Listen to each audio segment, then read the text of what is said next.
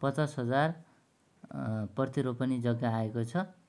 Total जग्गा 50 रोपनी नै छ र एउटा सानो घर पनि छ।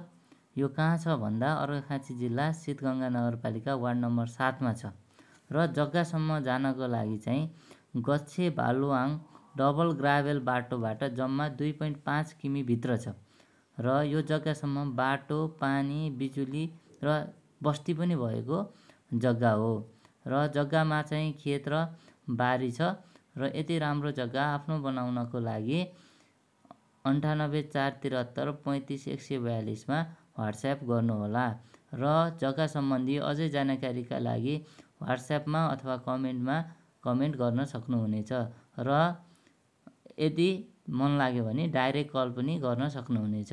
जग्गालाई राम्रोसित हेरेर अवलोकन गरेर कमेन्ट गर्नुहोला अथवा फोन गर्नुहोला।